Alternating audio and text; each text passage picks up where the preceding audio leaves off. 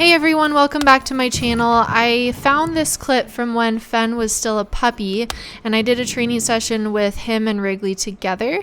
So I thought I would show that to you today and how I would work with them really early on in kind of establishing some rules and boundaries surrounding giving out food around them. If you have multiple dogs in your household, this might be a helpful video for that.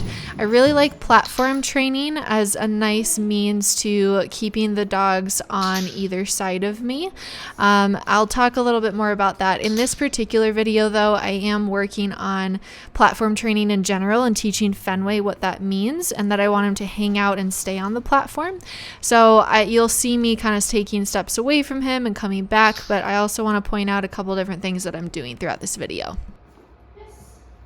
So the first thing that I want to point out, if you have multiple dogs in your household, utilizing stations like this can be a really good method of just managing the dogs so they don't crowd and bully one another for the treat.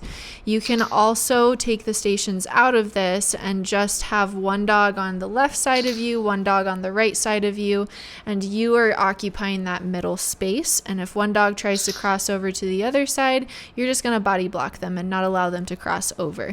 We can definitely have conflicts and issues surrounding food whenever we have multiple dogs in a household, especially if you are the only one delivering that food source. So we want to make sure that those rules and boundaries are established right from the start. I like to utilize stations a ton with my own dogs, and this can be really helpful to keep the dogs separated, but you can also make a habit of saying whoever you're going to deliver the treat to, saying that dog's name, then delivering that dog the treat, and then saying the other dog's name and delivering that dog the treat. So they start to get the hang of whenever I hear my name is when I'm actually going to get the food. So that's another strategy that you can utilize, that I do utilize with my dogs whenever they are not working on stations like this. If they're working on stations, I tend not to say their names. I just deliver the food to the individual stations. But that can be a good one if you're taking stations out of it.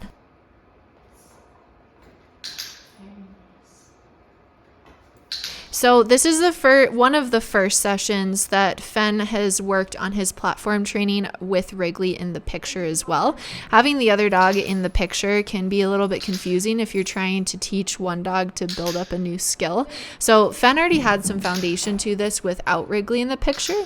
And then here at this point, I started to add her because she is a part of my life and they will do a lot of training together. So it's important that he understands that I still want him to hang out on that platform, even though she might be around and moving around her or around him. So that can be an important tip whenever you're teaching one of your dogs a brand new skill.